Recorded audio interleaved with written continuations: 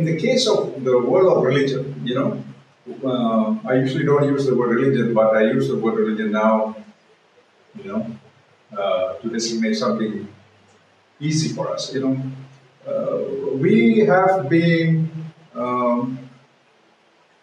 listening to so many varieties of opinions.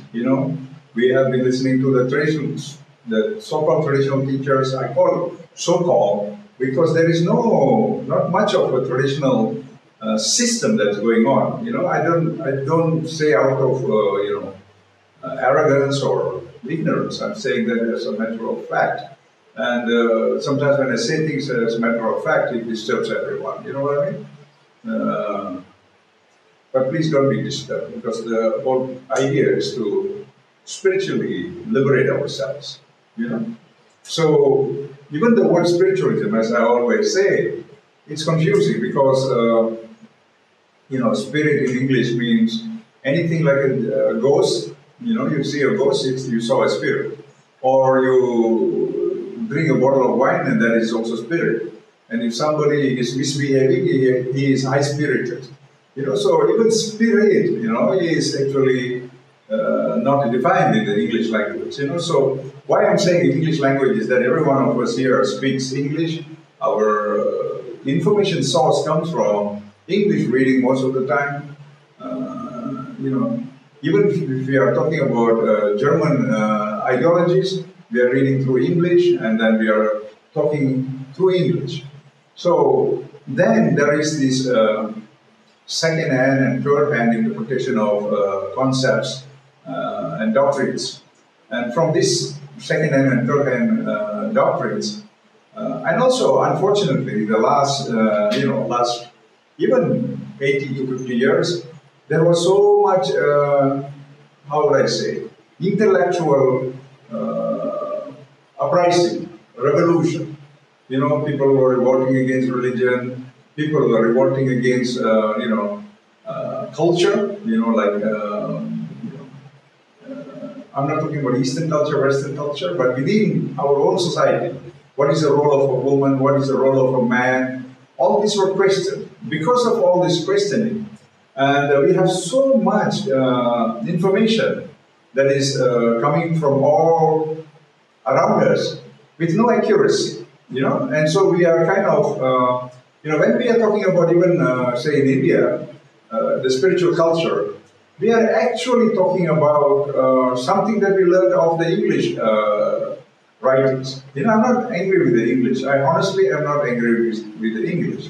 I am saying that, in the colonial times, our communication was poor because nobody understood. Really, many of the scholars who claim to be experts in Sanskrit were relying on pandits. Pandits were not experts in English.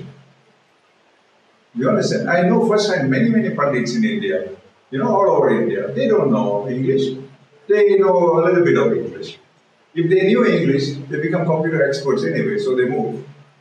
So we don't have English-speaking pandits, and pandits who are so learned in Sanskrit don't have the time to speak English. And it's not so easy. So the transaction was poor between the pandits and the colonial times, the scholars of the colonial times. The colonial scholars, of course, they say they are the best Sanskritists in the universe. If you take any book, Max Muller is the Bruce Lee of philology, and Bruce Lee of this and Bruce Lee of that. That's simple thing. Philology is a very simple thing. When you're speaking to me from Andhra and I speak Tamil, I can see there is slight variance. If I go and inspect further, I know there is a little bit of differences in the grammar and the usage of words and grammar. So this is not, it has got a big word like philology, but philology doesn't mean much to me. It is useful in a certain history. But again, when you come to India, Itihasa is the history of Krishna. Bhagavan Krishna has a different history.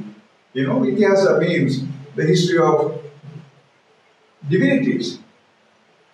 So, but we are still confusing ourselves with our history, Even our so-called gurus, when they talk about history, they are talking absolutely from an English reading of these ideas rather than their own ideas.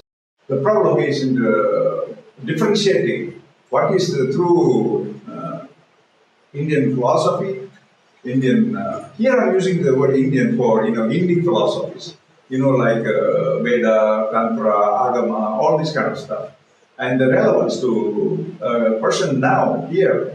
So when we are talking here, I am speaking for a spiritual tradition, and this spiritual tradition is similar all over the world. It's analogous. When I say the Veda, I mean the Christian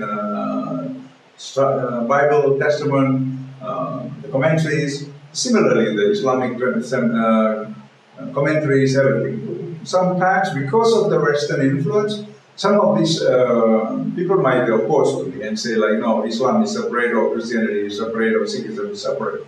No, when you really study, when you really go into it, spiritualism is the same. God, everyone says God is one. If God is one, then it is the same path. So it's a little bit different, oriented different. The rappers are different. So when I'm talking about all these things, please bear in mind that our aim is not to disparage. Our aim is to become a spiritualist.